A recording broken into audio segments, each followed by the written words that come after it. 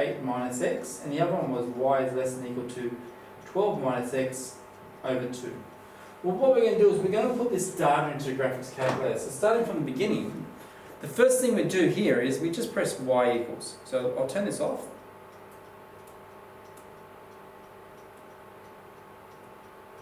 Clear it. Let's quit first. Alright, so we go into y equals. Now you should have, before you start this, you should have your n equals turned on. So if you haven't done that, go to mode, go to apps, go down to equals and press enter. If you get the screen that looks like this, then you know you're alright. Now what we're going to do here is we're just going to press y equals, and we need to make sure that we can change these symbols, because if we can't change those, you're not in the right function. We want them both to be less than. Well, the first one is less than, okay? So we come across here,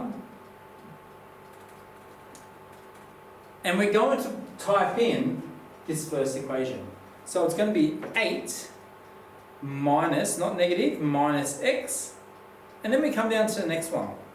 Now notice this next one here has the greater than or equal than sign. We want it less than. So what we do here is we press to the left, we press enter, and we just come down until we get our less than or equal to graph.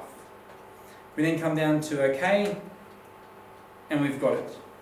We now want to put in this equation. So remember in your graphics calculator, to get the fraction you do alpha y equals, and we just type in 12 minus, in this case it was x, over 2.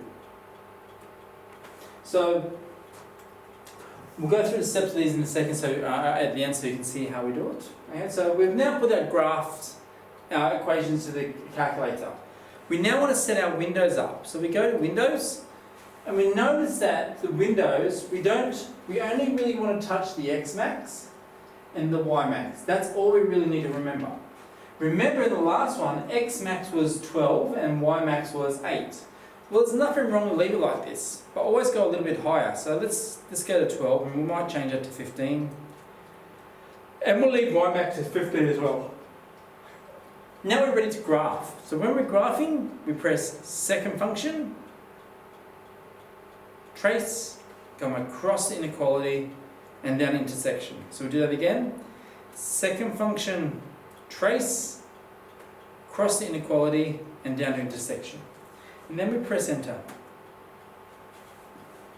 And we get this graph. So we get this graph to look similar to what we had before, where we have a vertex here, here, and here. And we need to find those 3 vertices. Now to find the vertex here, we're going to use the function in our calculator.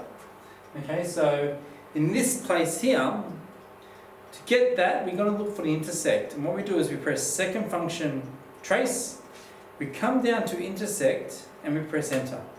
It will ask us which 2 lines you want. Well, they're color coded as well. So we want the blue line, so we press enter. What's our line? Well, we want the red line. We want to know when they intersect. And we get the answer of 4 and 4. Now we already know what the other 2 are going to be, okay, because we've already done it beforehand. But we'll work it out here again with graphics calculator. Well, this one here, we know it's going to be 8 and 0. Okay. And if you're not sure how to do that, all you do is you press trace. We want the blue line, and we're just going to be pressing up until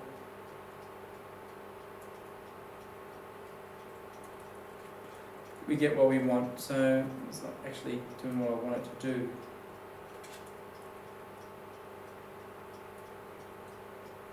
Okay, here we go.